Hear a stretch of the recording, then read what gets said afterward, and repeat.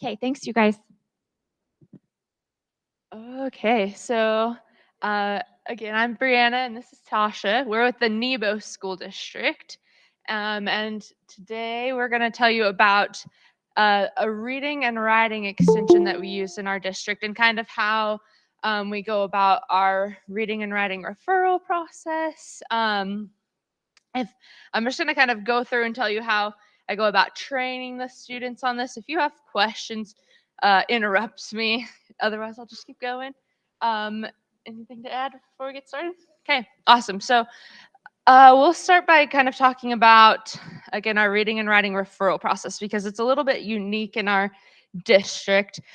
So what we've started to do is instead of treating the reading and writing evaluations in the same way that we would treat a communication eval.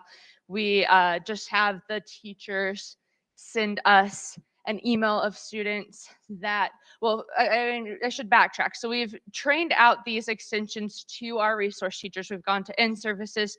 We've gone to a lot of faculty meetings. We've shown them how these things work very extensively. And then the process for them to get the students access to these is just they email us the list of the students that they need. So the kind of cool thing about that is instead of doing maybe 1, 2, 3 trainings on this a day for 3 individual students, we've been able to do trainings of as much as the biggest group we ever did was like an entire resource program at a middle school. So it was about 80 kids in one day, which was really cool.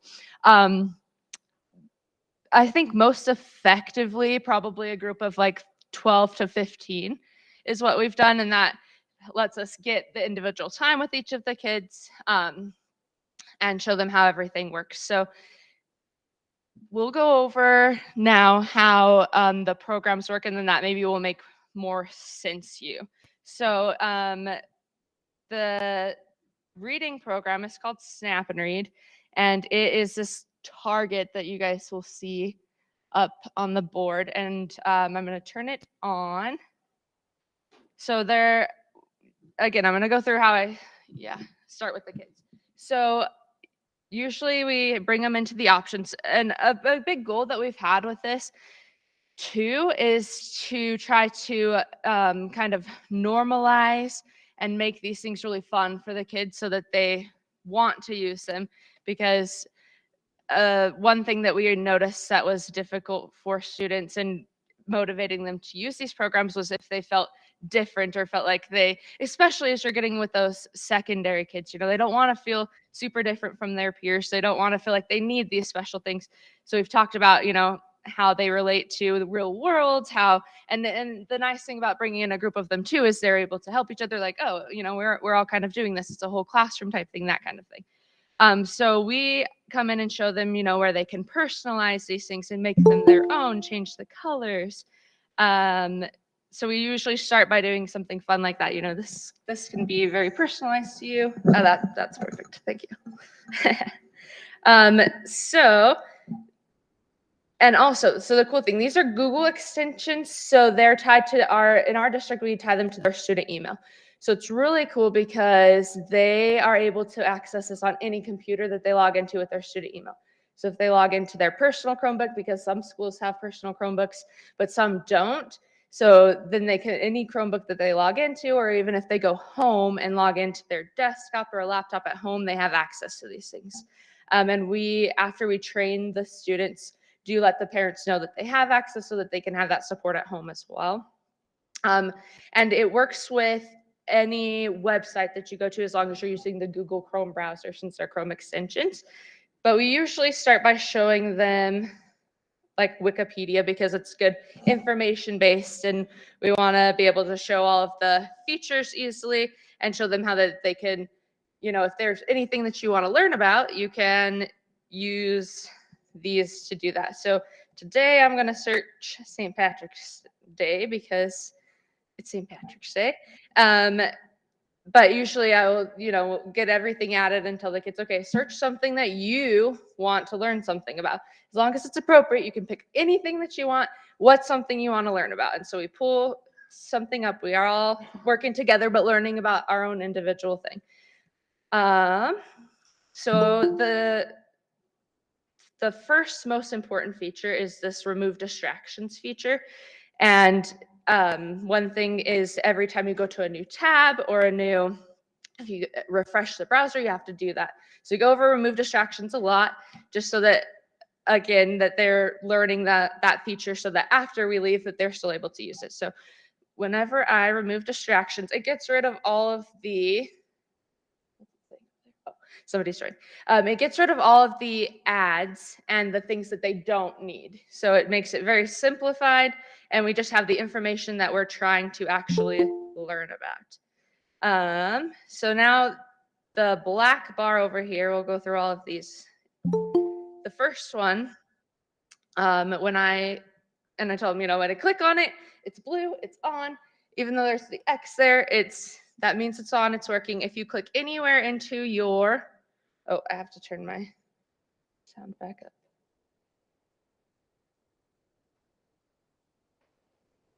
So,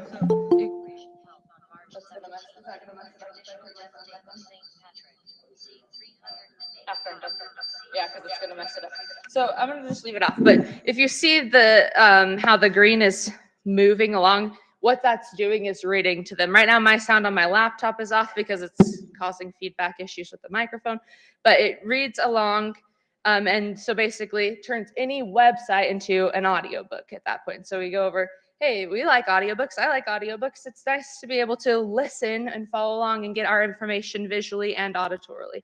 So basically, that speaker turns anything into an audiobook. The second icon down it's called Screenshot Reader. So this one is really cool because it not only reads like text that's traditional like this, but it reads PDFs, pictures. So we go over, if you took a picture with your Chromebook, say your teacher's writing a ton of notes on the board, you can't read it, you can't remember all of those instructions. If they took a picture with their Chromebook, took a picture with their phone, emailed it to themselves, they could use the screenshot reader to read that picture. So basically, that takes any writing in the environment and makes it accessible. So posters, notes, and then again, PDFs, as far as I know our district uses Google Classroom and Canvas and those type of things to upload a lot of assignments. So any of the worksheets that they would get through that, they could have read to them with a screenshot reader. So when I turn it on, it looks like this. And we go over, anything that is cut off, it won't read. It only reads what's inside of the box. So we practice making a really large box.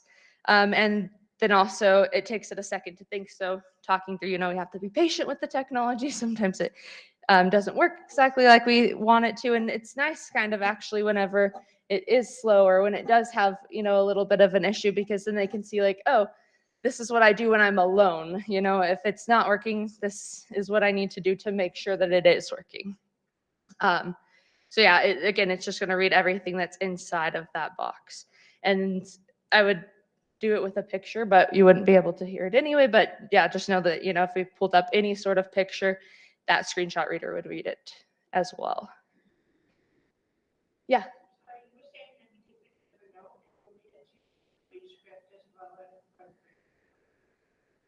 Yeah, so the question for the people online was just if you took pictures of like a note and it was written in script or different things, would it read it? The answer is it would try. Sometimes it reads weird, depending on if it's basically analyzing the picture in a different way. So sometimes the screenshot reader doesn't work as good as just a straight speaker. But again, we go through that with the kid too.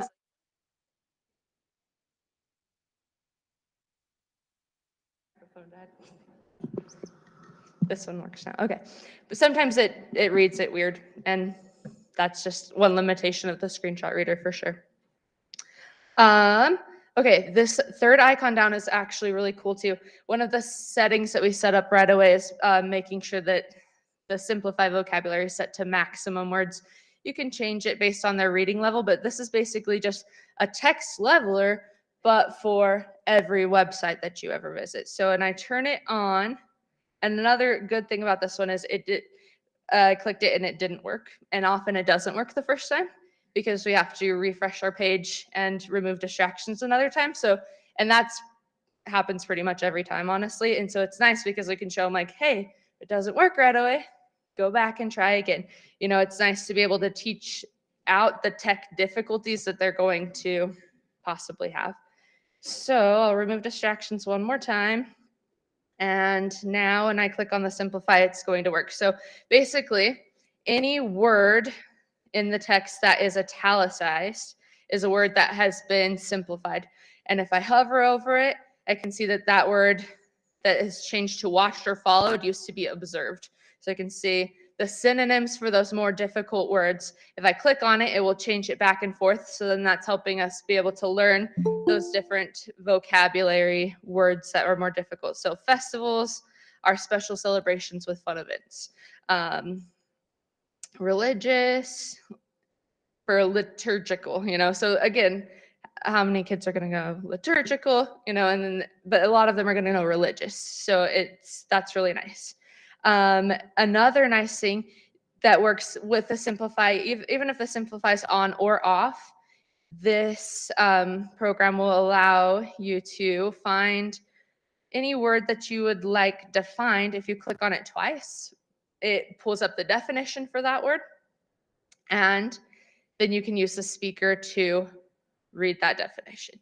So yeah, any word, any website, click on it twice, define for them. So we go over, hey, a lot of us want to be more independent. We don't want to have to go up and ask what words mean as we're reading through our science and our history, you know, and so the point of these things is to allow you to be more independent, to not need that help knowing what things mean, to be able to go to more out classes, to be able to do your work, your tests, those type of things. And to go, yeah. On the dictionary, on some of the words, it will give a picture with the definition. So, well, another thing too, like names, Patrick's, it didn't have a definition for. So we go over, you know, if it's a name, that's not going to work. Why? Oh, and yeah, if there's multiple, like Lyft has multiple different possible definitions. So it shows all of those possible definitions. But I haven't found one that has maybe church. I don't know why my pictures aren't showing up. Yeah, my pictures aren't showing up today, but yeah, it usually does have at the bottom its best picture representation as well. So it's a word and picture dictionary.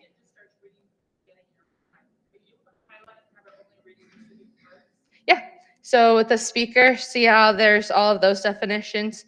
I could click anywhere that I wanted it to start. Yeah, so you can, so I've just been clicking at the beginning, but yeah, you could click anywhere and it would read from where you are. And so I could turn that back, I could click that again and go back up to public and start it again. So yeah, you can click it on and off and it goes wherever you click. So I'm gonna turn these all off. The fourth down here is a color overlay, which is really good for our dyslexic students. And it also works with the speaker. And that's one thing that we can personalize, and visually impaired too, you know, because some colors are better than other colors. So in the options, that's one thing we talk about. You can go in, you can change those colors. You can make it to be whatever works best for you to be able to keep track of where you are. And that works with the speaker. But one thing that I actually kind of think is cool is it doesn't move down automatically. So they have to kind of keep track of where they are and move that line down. And again, that's just kind of encouraging attention and keeping track of where they are, making sure that we're comprehending what is being read. Okay. So then question. Does it have the ability to enlarge print size? Let's look at the options. So I think my gut is that it's going to rely on the Chrome's already ability to zoom in, and because I haven't seen that be a specific feature. So I think again, yeah, you would use more of the zoom function of the website rather than it doing it for you. But they're adding things all the time. Yeah. So read and write, you're good. No, go ahead. Read and write for Google. Well, Google itself kind of bought these programs. And so Google has done a lot to change them since we've been using them. The nice thing about Snap and Read and Co-Writer compared to Read and Write for Google is they are a lot cheaper.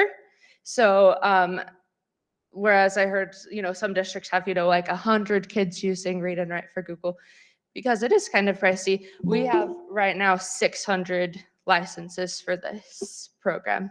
And so it's kind of nice because instead of what we've kind of moved to is instead of a prove that you need it, we're kind of a, hey, let's try it. And if you're not using it, you don't like it, then we'll take it back, because it is subscription based, but we can give and take, and that doesn't mess up the subscription at all. So I can add and delete students. Sorry, she'll hand to the microphone so they can hear online. Are the subscriptions per student, per school? How does So, that work? Yeah, so it's, they have various different levels. So what we have are 3 different bundles of 150 subscriptions to both Snap and Read and Co-Writer. And they did tell us the next tier up would be a district-wide, so that's why we have 3 bundles of that. But yeah, it works out to how much per kid? I want to say it's 1,900 for the 300, like the 150 and 150. But there is a cheaper, if a school just wants to buy it, then it's cheaper for the school to buy it than it is for our district-wide to buy just the 150. And so I think for the school to buy it, it was like $700. And so we did try to get a school to pilot it, to have every kid on it. And we couldn't find anybody yet, but we're still trying. So we're pushing for a universal design. We've done some presentations to our district curriculum specialists and things like that. And it's things that they like, but again, it comes down to the finances and things. But we were happy to have, the ability to do, wait, are we at 600 or are we at, 600. Yeah. And we are talking about buying another set too. Anyway, it's been nice and cheap, and we can get more kids on it, which is cool. Questions over here.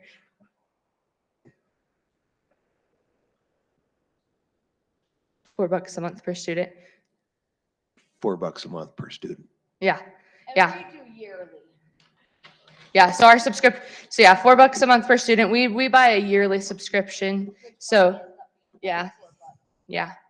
But I do, so whenever I go and talk to, especially as we're getting to some of those junior high school age students, we'll talk about, hey, if you use this and you love this, you can use this in college. I wish, I'll go through, hey, I wish I had some of these things in college when I was doing my thesis, when I was doing those hard things. I wish I had that, because it would make things so much easier for you. So we go through, right now you're just learning how to do this so that we can continue to be good learners and be successful and use this in college. And something cool, and even in the past couple of weeks, I've had 2 different high school students. Well, how do I get it when I go to college? What do I need to do? And so I'll talk about, for an individual, I think it's $15 a year to have both. And so, I'll tell them it's only $15. We can let your parents know. They can buy it for you. You can buy it for yourself. But if you're using it, we can also go into the, University Accessibility Center and say, hey, I've had to use these in high school to be able to do these things. And then you can use them in college too. So we try to be very upfront and just give them that information to empower them to want to use these things. And that's been pretty cool and successful for us.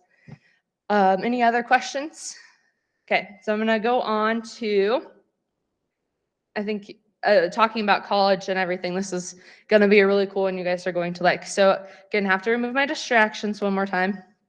So this 5th one actually doesn't become available to us until we open this bottom one, which is an outline feature. So if I was writing a paper about St. Patrick's, and when I go into the class, I try to figure out kind of something that they're doing at the moment so we can make it applicable to the students. And again, I say go into the class because I do have a lot of people, that will request, hey, just come do this with my class. So we'll train like a whole class, or, I'll do individual kids too. It kind of depends on the needs of the school. We're very flexible with how we do it. But so today, if we were writing a paper about St. Patrick's Day, I'd name my outline St. Patrick's Day. And then now we see this fifth icon is available to us. So if I scroll down and there's something that I want to include in my paper about St. Patrick's Day, if I click on this, I can highlight that text, and it's going to pull it over into my outline as a direct quote.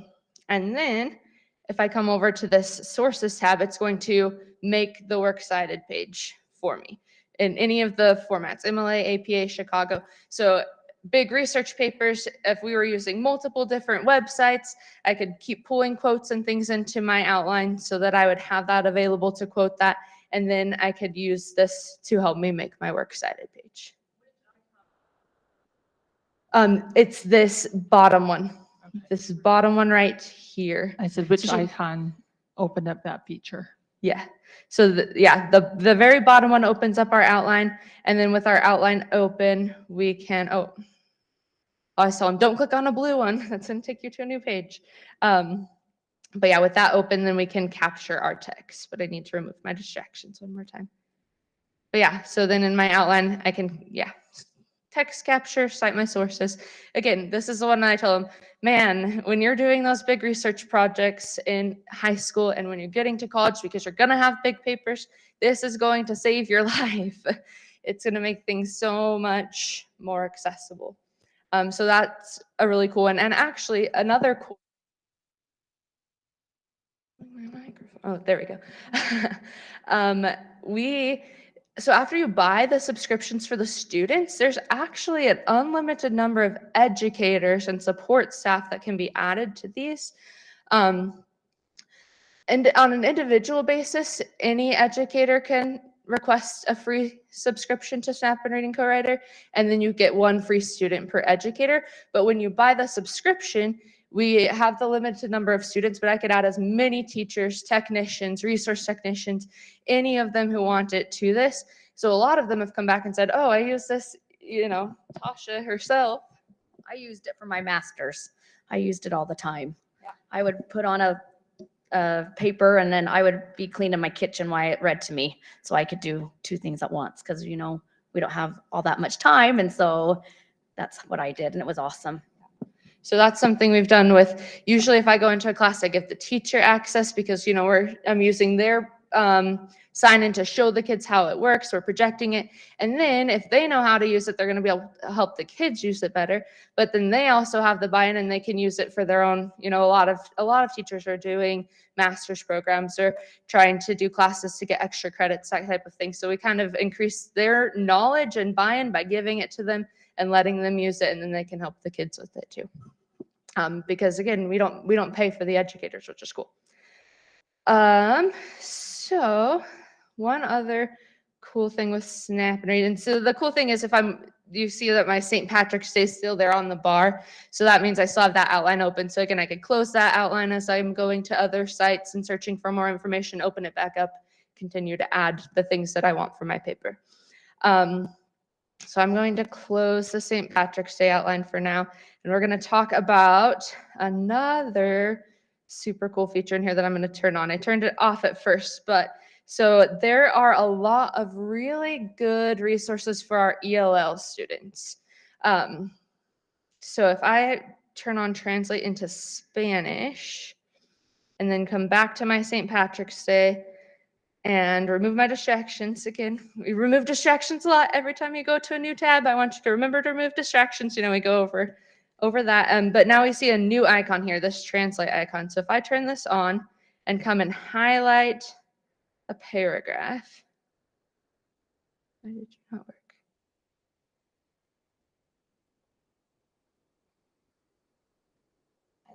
Highlight it first.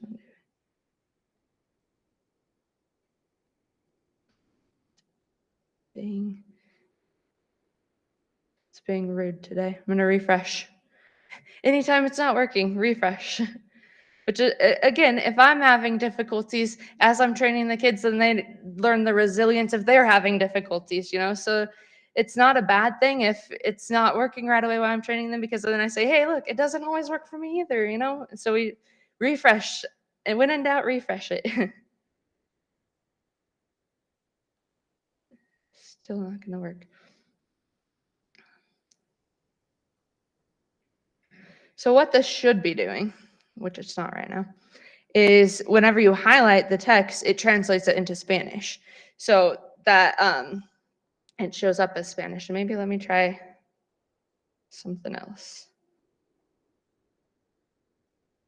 I also have a go-to of cats because I love cats. So when in doubt, I choose cats. Tasha chooses baseball, which is cool because then we can tell them, this is not about just learning what I want you to learn. This is about what you want to learn as well. It's opening up the world to you and things that you're interested in. So that is always cool too. Yeah, this is gonna not like me today.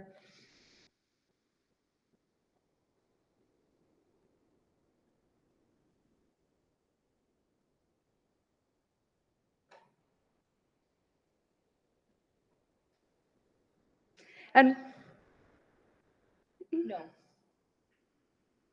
she asked if Spanish was the only language for the people online. So I think Spanish might be the only language for Snap and Read and co-writer, for Snap and Read, sorry. When we go over co-writer, the writing one, it does do all of the different languages. So yeah, I think this one is just Spanish. Okay, I'm gonna try one more time and then I'm gonna give up on it for a second and maybe we'll come back to it. But again, in theory, oh, I turned it off. It should be translating that into Spanish. And sometimes we have noticed with that switch over to my English stuff.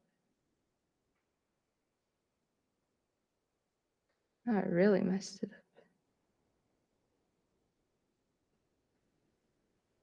Now Spanish is gone too. Okay. We're gonna just close the browser.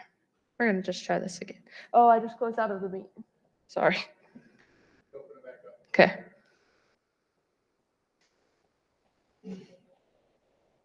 Oh.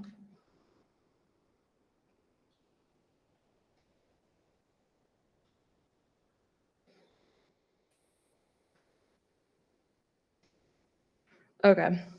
And again, when I have issues, then the kids feel less bad when they have issues. So it's not bad. It does have all different languages. It does. Is mine just being dumb? Yes, yours is just. Mine's just being dumb. No. Well, you can log in with yours.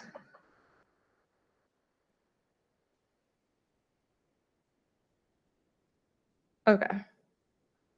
And now I'm presenting again. Sorry for the people online that I kicked off. All right.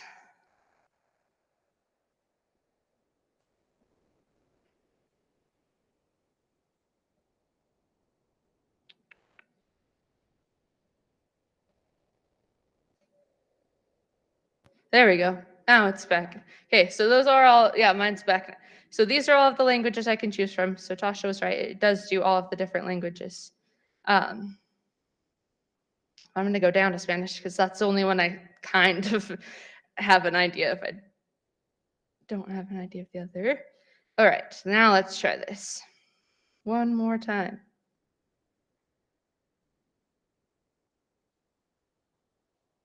Okay.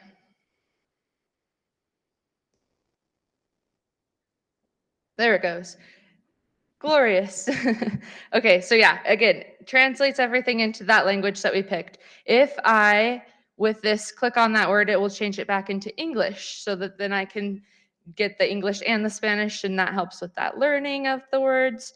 And then if I do my speaker and click on it, you guys won't be able to hear it because my sound's off, but it reads the Spanish with a Spanish accent, a Spanish recorded voice. So it's not just like a weird, creepy English AI voice. They actually recorded somebody speaking that language, so it sounds more authentic. Okay, glad that that finally worked so we could show you.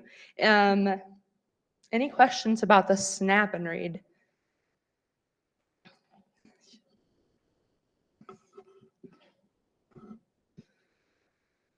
When you have your outline, what can you do with that after? Can you like put it into a doc, or like how do you kind of get that Yeah, information? no, that's a great question. So as far as I mean, so if you wanted just the outline into a doc, you could just copy the outline into a doc, or you could just copy those quotes in as you were doing your writing, and then the sources you would just copy into a doc that would be your works cited. So if I opened a blank doc, which I will do because we're gonna use that for the writing program anyway, and came back to my outline, should be able to, download it.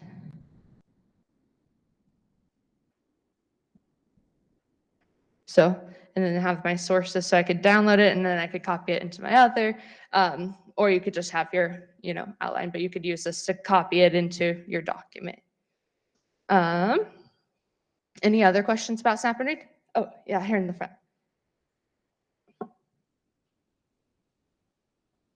So what would be your clinical reasoning as to why you might encourage a kid to use the Snap and Read versus Google Read and Write?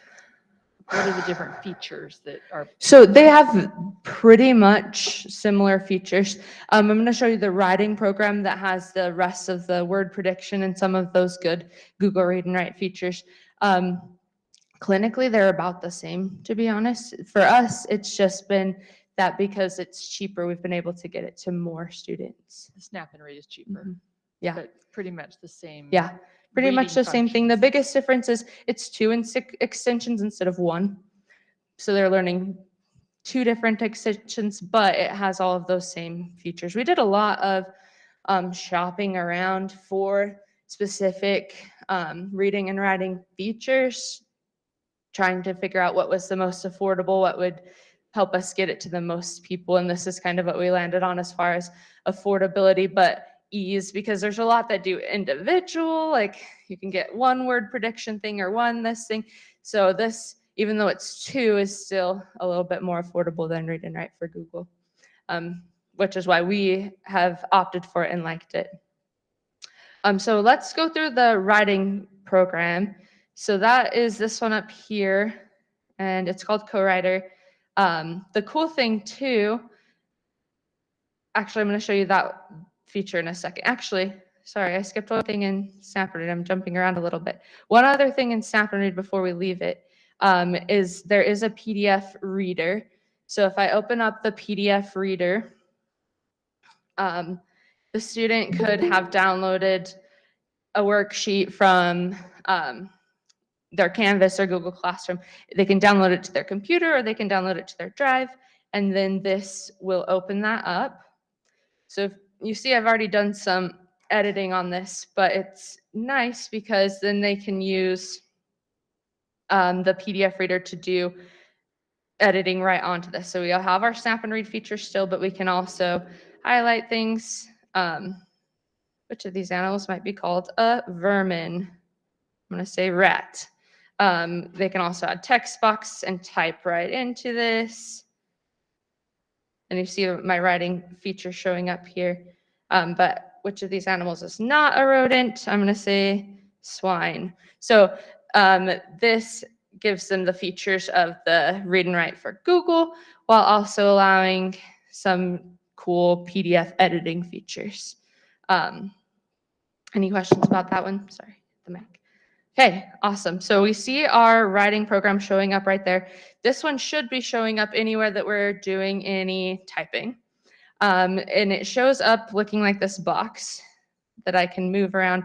One thing that we found with the co-writers, it's sometimes in the way. And so a lot of kids will come up here and sign themselves out to get it out of their way. So we've had to start teaching them, you can turn your extensions on and off just by clicking. Don't have to sign yourself out. You can also move the box around, and I can even move the box usually to the bottom of my screen right there. It's hard to see because of my little meat thing, but so they can put it on the bottom of their screen so it's out of their way.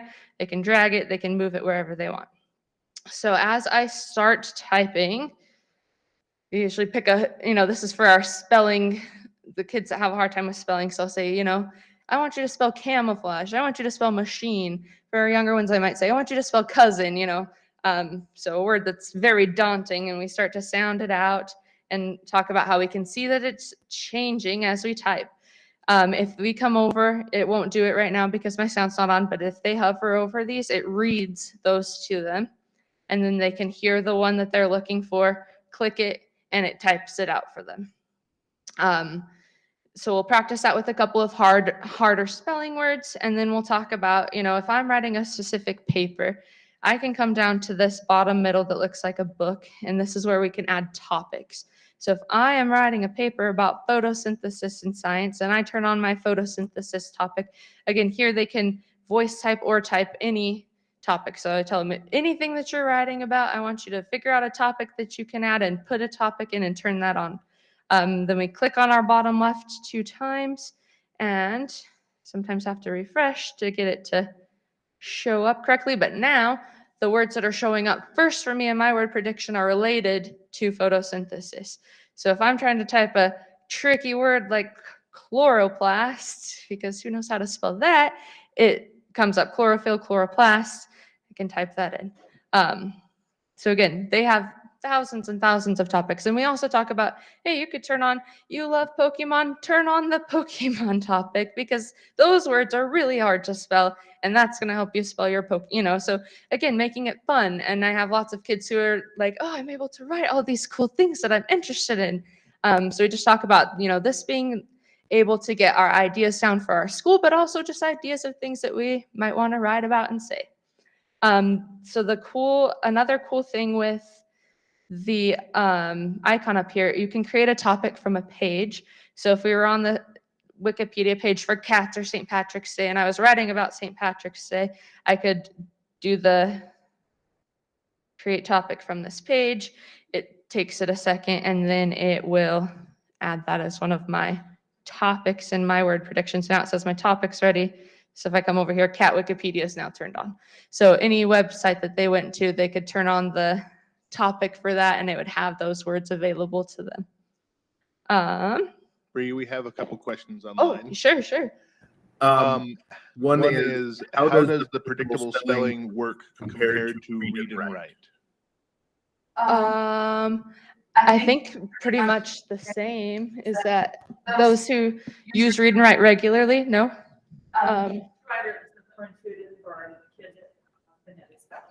Okay. One is how does the predictable spelling compared to read and write?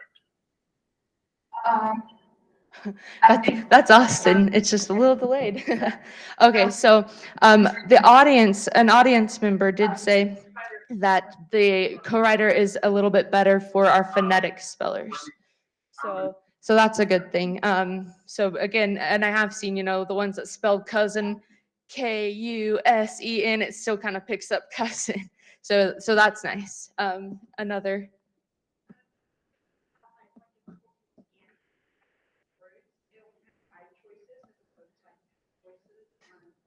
Read and write. Okay. Oh, okay. Okay. Yeah, you can go ahead. So I was going to say on read and write, you usually have like 10 choices. One co-writer, you have 5. So I have a lot of kids that have difficulty with visual discrimination and things like that. And so it can be a nice way to filter out some of the extra stuff. Cool. So yeah, this is giving a little bit less, so making it a little bit less overwhelming for kids. So awesome. But in the options, you can add more if you want more than 5, you can add more. If some wanted that, but yeah, 5, I usually find 5 pretty sufficient, especially if you have the topic turned on, because then that's really helpful. Yeah. One more more. question. Can you say that again? Which is subscription based, Snap or Chrome or Read and Write? Snap and Read and Co-Writer are definitely subscription based. Is Read and Write subscription based? Yeah, Read and Write's also subscription based. So both are subscription based.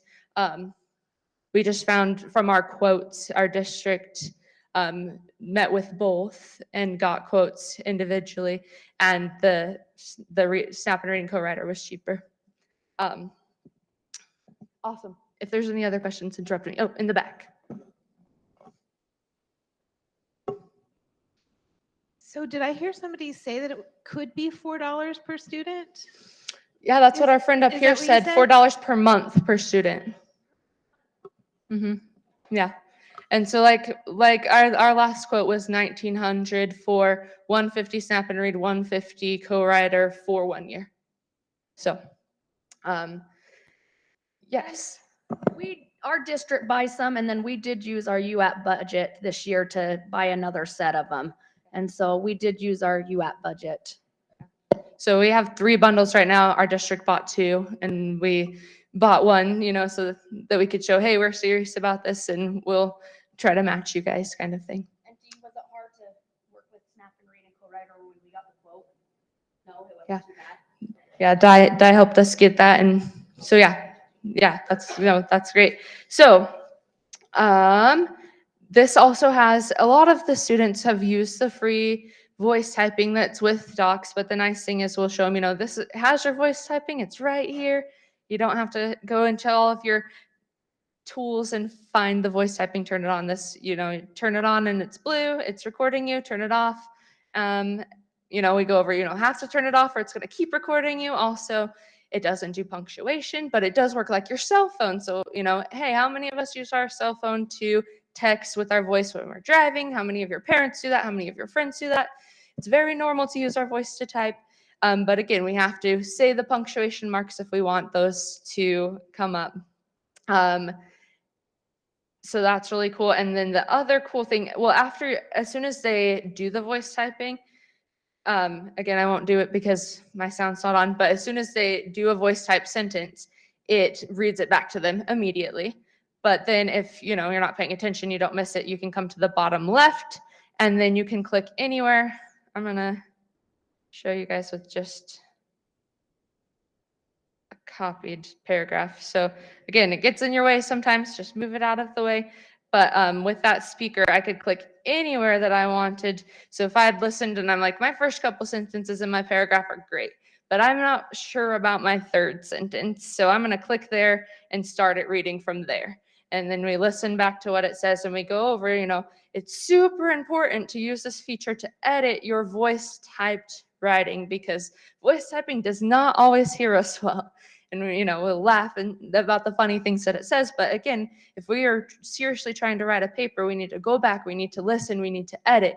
So we're not losing those features of writing, you know, making sure we're capitalized, making sure we're punctuated, making sure we're editing. It's just helping us because how many of us, you know, it's easier to hear what we've written and make sure it makes sense. So we talk about, you know, the importance of editing, the importance of listening to it. And then this, we'll just read like the last 10 words from where you were. So again, and they can change the speed of how quickly it's reading. So I'm like, I need that to slow down a little bit. I can change that there. So the other cool thing that I'm going to turn on with this one, and hopefully it's going to work better than the turning on that I did for the Spanish in Snap and Read, but this does some pretty cool stuff with languages as well. So if I come to my options and turn it has translate writing into English, but I can pick Spanish. So I'm translating my writing into English, but I'm writing in Spanish. That's what this is saying. So if I come to my document, I'm going to get rid of this stuff about my cat. Now we see a 6th option has showed up. So if I type in, so we saw it for a second. If I come over here, Yo Tango, I've got, so it does, you know, again, that, you know, Yo Tango said is how I say I'm thirsty in Spanish. It might say I've got thirst because that's the actual, you know, translation, but they are able to type those words in here and it gives them the English. So the verb to play, I click on it, it puts in play. Other Spanish words we want to try, anybody? Yeah, cat. También also, gato, cat. Yeah, so we have anything that I type in there, I can get that English word. So that's really good if I know mostly English, but I'm going along and I'm like, man, I cannot think of that word in English. What is that? Type it in Spanish, put it right in. The cool thing with the voice typing is now I have the feature when I come over here, I can just do my voice typing in English like normal, but I could also do my voice typing in Spanish and it would write it into English for me. So, ¿Cuándo es tu cumpleaños? Did it listen to me? May not have listened to me. Anyway, if I said a sentence in Spanish and my computer was listening to me right, it would write it out in English. So they could voice type in Spanish and it would write that all out in English for them. So again, more for our ELL students that Spanish, I mean, but for our IEP students too. But if it's, I got good Spanish, I just don't know how to get my writing in English, we can use that. So this is something we've taken to the ELL program at our district too, and we're hoping maybe they'll do some buying in there because these are good features. Again, a lot of these things are good for everyone. They're just necessary for our IEP students, right? So the more that we can get everybody kind of using these things, the more that our IEP students will feel normal and good about using them. So that's kind of our ultimate goal. Sorry, she's bringing the microphone for you. So can you show the feature for predictive words? Can you, so there's a little icon for voice. Will that read those words before they're able to use them or before they select them? Yes, yeah. So sorry, mine's not doing it right now just because I have to turn the sound off because it's creating a feedback loop. But yes, if you hover over any word on this predictive word list, it reads it and then they can click it and choose. Yeah. So, which is super nice because then, sometimes those kids have a hard time with writing and reading. Most of the time, honestly, they do. And so, yeah, it has that feature as well. Any other questions about the writing, the co-writer? So again, when we think about Snap and Read, it has the predictive text, it has all these things, it has all of that in its top bar. So this has all of those same things. We're just learning, that there's 2 extensions that we use instead of the 1. So again, now looking at that, going back to kind of what we are doing, because these are extensions, we don't necessarily, and they're things that we're giving, we don't need permission to evaluate because we're not really evaluating. We are just giving access. So we don't do permission to test for this. We just, again, if the teacher tells us, hey, we want to try it out, there's no requirement on being able to try it. Our requirement comes in with continuing to use it. So after we go through all of these things, we talk about, okay, when's the time that you specifically can use this? Tell me. And we'll go through each of the kids and they'll say, I can use this in my science class. I can use this in history. Sometimes I get, I can use it in, just in my reading class or just, and we'll go over, no, there's reading in every class. There's writing in every class. And so we talk through, there's no way that you could use this too much, okay? There's not a too much on this. So if you use this as much as possible, that's why we're giving it to you. That's what we want you to do.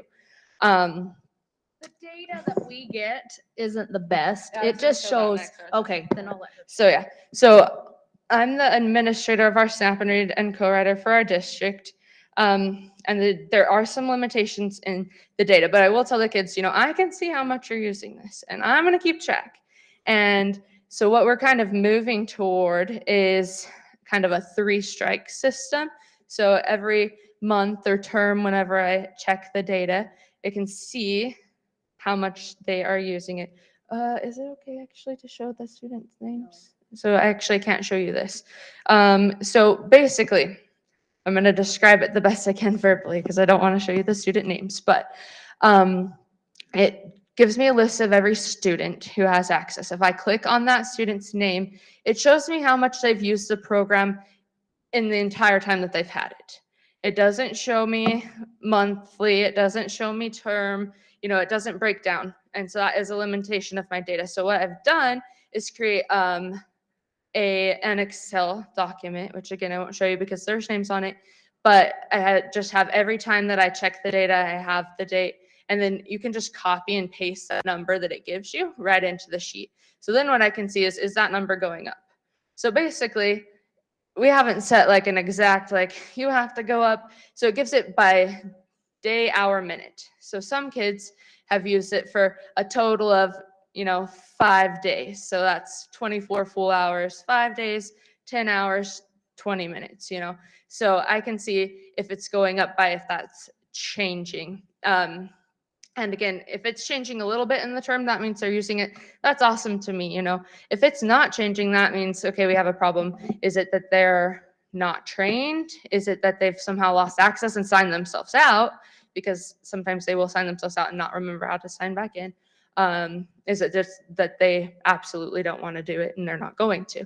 Because it could be kind of any of those things. So one thing that we have run into as a limitation, because we are doing it this way and we're just saying, hey, we'll give anybody access, is, we run out of licenses sometimes because we have, a big district. We have 53 schools in Nebo School District. So told us to, well, if they're not using it, delete them. But we don't want to, I don't want to just, delete them without doing some of that, back work. So what we're going to do is be emailing the teacher and the parent, because after we go and train the kids, even if I do a big group, we have it's really not, we're lucky. We have a secretary who helps us with our UAT stuff. So I just entered the list of names and the schools that I was at. She emails the parent, puts it in our contact log, lets them know that they have access. Because again, we're not doing permission. We're not getting permission from the parent. We're just saying, hey, we added this, they have it. And then there's some cheat sheets that have all of the icons that we went over today that I actually uploaded to the Sketch as well. So you guys can look through those. But we send those to the parents too. So the parents know, the teachers know, everybody knows. And as we're training the kids, I tell them, if you have questions, you ask your teacher and you ask your parent, because they will be able to help you. And then if they can't help you, then I will come back. So again, then when now that we've done that, we can email parent and teacher and say, hey, they're not using it. Why are they not using it? Do they need more training? Do they need more support? Do they still have access? So that again, there's, on our teams, there's so few of us. And sometimes we have such a big district and 600 kids and 53 schools. That's a lot. That's, we both do halftime UAT. So I do speech halftime. Tasha's a district level specialist halftime, and then halftime we do UAT. And it's still a lot for us with, the equivalent of kind of a full-time. So getting those parents and teachers involved has been super important. And then again, if they're just straight up like, the kid doesn't want it, they're not going to use it, then we'll take it back. But then it also becomes okay, well, if you put it into the IEP that they have speech to text, text to speech, do you need to amend the IEP? Because we don't want to be not, in compliance with our IEPs either. So, but that helps us kind of keep track of that as well. And we have used our secretary a lot for sending those emails, reminding file holders, hey, these are your kids that have access, because when you have that many kids, it does become, a lot that you want to make sure that you're keeping track of. And this last time we did add the admin, so they know how many or what kids they have on it too, so they can be a support. And the cool thing that's happened as we've been growing and growing this is we have had I've had, especially this year, a lot of principals reach out like, hey, can you come train my whole faculty? Can you come show our gen ed teachers? We'll train gen ed teachers. We'll go in and show everybody, because again, it's a lot for just the SPED teacher to manage too. And sometimes in resource, we're not, especially in elementary resource, we're working still on learning to read, learning to write. We're not so much working on writing big papers and things like that. And so getting those gen ed teachers on board has been really helpful too. So they need to know. And then the cool thing is I've added tons of gen ed teachers to it, because again, they're doing lots of schooling and programs. And if they know how to use it, they're going to be able to help the kids use it better. And so that's one really nice thing about being able to add unlimited support staff is then they can use it and we can support those kids that really, really need it. Are there any other questions? We're out of time. Yeah. Sorry to ask the last minute question. Oh, you're good. Do you deal with, are these all secondary, junior high students or elementary? Do you do a lot of elementary? Yep, we haven't put a limit on age either. So I have done several elementary.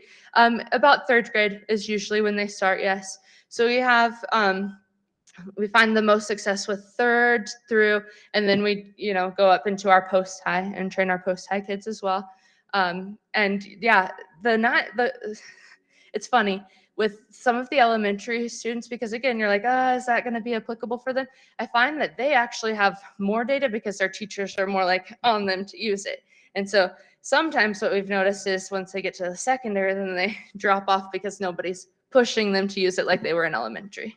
So we've been finding that the earlier you start, the more likely they are to be consistent at using it. Yeah. So I think that's cool. Yeah, it is. And oh yeah, there's a question up here. While she's walking, I'll tell you.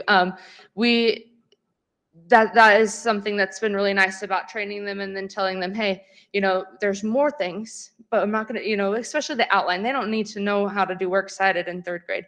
So I'll tell them, I'm teaching you these things. I want you to get super awesome at this. And then when you get to the junior high, which is coming soon, I'm going to come back and we're going to keep growing together. And so it's nice because, we're keeping track of them and we train them each year and make sure that, they're being consistent with it. I just have a comment and a Yeah. question. Yeah. The comment is on co-writer. One of the things we haven't mentioned is we can change it so it reads every letter as well as every word or sentence. You're right. So with our kids who are learning to spell or doing letter reversals, it gives them a visual feedback on B's and D's and all the letters they type in the elementary age especially. My question is, I've done some research on whether or not they can use these features with Edge, or does it always have to be Chrome? And online it says you can use it with Edge, but I haven't had time to play with that. Does anyone have experience with that? We haven't had experience with Edge because I thought, as a Chrome extension, it was tied to Chrome. So that's a good thing we should look into. Okay. Yeah. So we've always just used Google Chrome browser in the back. So while we were sitting here, I signed up. Yeah. And you can sign up with Microsoft or Chrome. Cool. Thank you. Yeah. So Microsoft or Chrome both work. Yeah. And again, if you want to explore this and try it and show people back in your school, any of you can sign up for free. And then you can have there's one free student that you can add and you can manage. So then you can go on and see how it is to manage the student and see their data. And you can use that data to take back and say, hey, look at this. This is really cool. And those quick sheets you can pass out because those are just from the company. But yeah, there's always some struggle with implementation. I feel like that's kind of an assistive technology overall problem, we want to make sure that we're using it effectively and we have to troubleshoot that. But overall, I think it's been really nice and we've seen some good success. Tell them so we added a kid in a special class this year. I'm going to have Tasha tell you about her.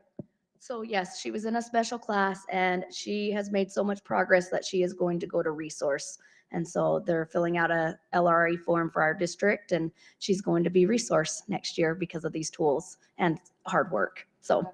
And she's one that has been just super excited. And anytime we see her, we're like, hey, how's it going? But she's like, I use it on my tests, in all of my out classes. And so when you get, again, there's going to be a handful of kids that tell you, I am not going to use this.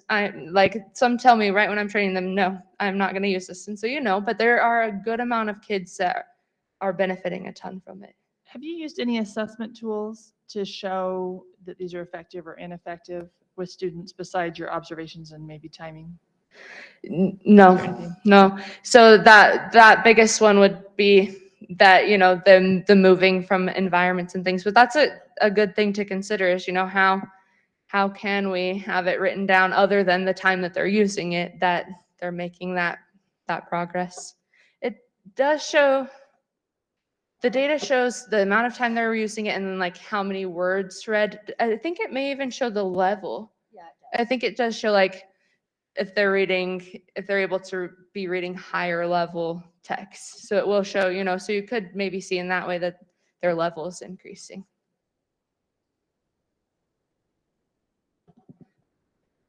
So is it just like the UAT administrator person that has access to that data that you're talking about? So it's just whoever your district assigns as the administrator, whoever's managing the students.